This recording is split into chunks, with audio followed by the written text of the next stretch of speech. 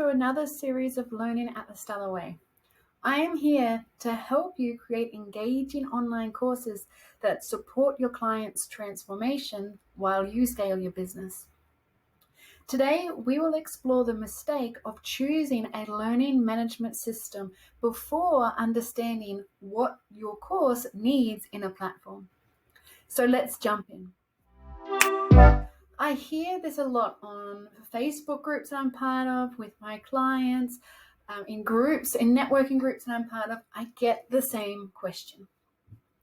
What is the best learning management system? And there is no right answer, nor is there a wrong answer. But I always come back with the question, and that is, what does your course need from the platform? What do you need as a course creator, and what do your clients need to succeed?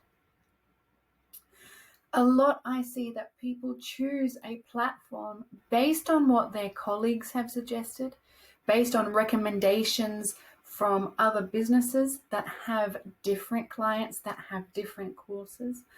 I see a lot of people choose the newest and best platform on the market based on the sales video on the sales page. I see this way too often. And the results that I see is that as they start to build their course content in the platform, they see that it does not meet their requirements. So how do you avoid this situation? Create a checklist of what you need from a system. That is, understand what you need, understand what your clients need, understand what will best support them in their transformation. So let's have a look at an example. Okay, so this is my checklist. It's a mind map that's helped me to create a checklist on saying what are the minimal features that I need from a learning management system. I've also referred to this as a MVP, a minimum viable product or platform. Basically, it is what are the things that I need from a platform. So I've broken each one down into categories. I've thought, what types of activities do my clients need to do? What types of downloadable resources do they need access to? What types of lessons do I want them to be able to have access to? And do they need to interact with it? How do they need to interact with these lessons? I've then spoken about the learning journey. So how do I want to support them through their journey, and what do I need the system to do? Do I need it to be mobile accessible?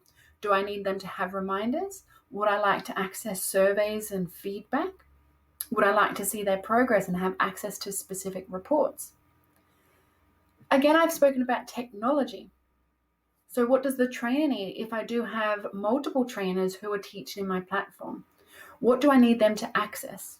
So whether that's me as the course creator or there's multiple course creators, what do they need to be able to do? And how do they need that to interact with other systems that the business may have? So if your business uses MailChimp, if your business uses HubSpot, if you use Zoho, any type of CRM, any type of campaign system to send out emails, do you want it to be able to interact with your learning management system? Does your learning management system interact with Zapier so that you can connect two systems together? These are all the questions that you need to ask yourself. And I like having this type of mind map because it starts with the categories and then I can easily fill that in. And if you recall from other videos on our YouTube channel, have a look at those other videos. But in those YouTube channels, we've gone through to discuss creating course outlines. And these course outlines help me determine what types of lessons, what types of activities, what types of assessments my clients need to do to be able to achieve the learning outcome. So all of these filter into my checklist. So I'm not selecting these activities just out of my mind. They've actually been predetermined. So I would like to leave you with some tips and hints on how you can make sure you choose the right system, the right learning management system for your clients. First of all, create a checklist. So as we saw, I like to create a mind map to make sure that I have incorporated everything. From that, I would then write that into a list. I would take each of those points that I had added to the categories and create a list, which leads me to tip number 2. Once you have your list, go through each one and mark what are your must-haves and what are your like-to-haves. So that is, what must your system have absolutely, and what are some things that you could do without. Maybe those things you can do without, you can integrate them from other systems so that you still have them, your students and your clients still have access to them, but it's not all within one system. Once you do then have that checklist of must-haves, you can start to do your research. In my experience, I know that some of my systems need to have SCORM-compliant lesson activities.